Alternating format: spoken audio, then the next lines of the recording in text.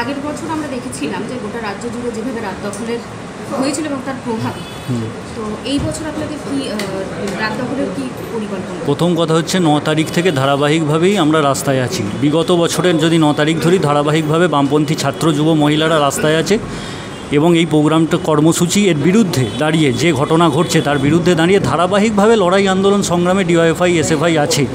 এবং এই সময়ও 9 তারিখে আমরা ধারাবাহিকভাবে গোটা পশ্চিমবাংলার পাহাড় থেকে সমতল আমরা মিছিল করেছি, প্রতিবাদ কর্মসূচিতে ছিলাম।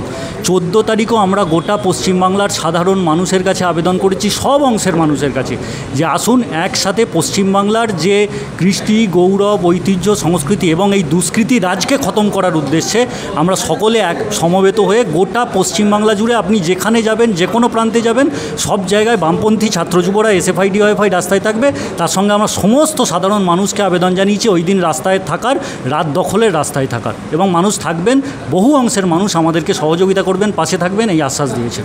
আচ্ছা, কলকাতার কোথায় কোথায় আপনারা থাকছেন? কলকাতায় মূলত সেই দিন প্রোগ্রামটা হবে শ্যামবাজারে, যে অংশে আমাদের ওই সময়ে প্রোগ্রাম কর্মসূচি হয়েছিল। আপনারা জানেন যে এই ঘটনার বিরুদ্ধে দাঁড়িয়ে সেই সময়ে এবং আজকেও আমাদের 14 তারিখে এই সময় 14ই আগস্ট আমরা প্রোগ্রাম করব, ওইখানেই আমাদের প্রোগ্রাম কর্মসূচি হবে, তার সঙ্গে গোটা পশ্চিমবাংলা জুড়ে। আচ্ছা, সময়সূচিটা একটু যদি বলেন। সময়সূচিটা এখন অবধি যা নির্দিষ্ট আছে, বিকেল 4টে থেকে আমাদের এই কর্মসূচি শুরু হবে, সারা রাত চলবে।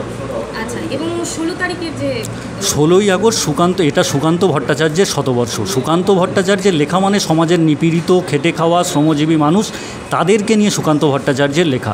এই সময়ে পশ্চিমবাংলার 2011 সালের পর থেকে পশ্চিমবাংলার যে সংস্কৃতি, পশ্চিমবাংলার যে ক্রীড়া নীতি, তার ওপরে আক্রমণ হয়েছে। আমরা বামফ্রন্ট সরকারের থাকার সময় দেখেছিলাম যে প্রত্যেক বছর নিয়ম করে ছাত্র যুব উৎসব হতো, একদম পঞ্চায়েত লেভেল, ব্লক লেভেল, জেলা লেভেল, রাজ্য স্তর পর্যন্ত। কিন্তু 2011 সালের পর থেকে এই জায়গাটা কার্যত বন্ধ হয়ে গেছে এবং ক্রীড়া সংস্কৃতির ওপরে কার্যত গোটা পশ্চিমবাংলায় আক্রমণ শুরু হয়েছে। আমরা সেই জায়গাটাকে এসএফআই ডিওয়াইএফআই আমরা ফিরিয়ে আনতে চাই। তাই সুকান্ত শতবর্ষে আমরা গোটা পশ্চিমবাংলা জুড়ে ছাত্র যুব উৎসবের ডাক দিয়েছি, একদম নিচেতলার লেভেল থেকে একদম রাজ্য স্তর পর্যন্ত এই কর্মসূচি ধারাবাহিকভাবে বছরভর আমাদের এই প্রোগ্রাম চলবে। এবং 16ই আগস্ট যেহেতু সুকান্ত ভট্টাচার্যের জন্মদিন, আমরা ওই দিন এই কর্মসূচি শুরু করছি গোটা পশ্চিমবাংলার সমস্ত ইউনিটে।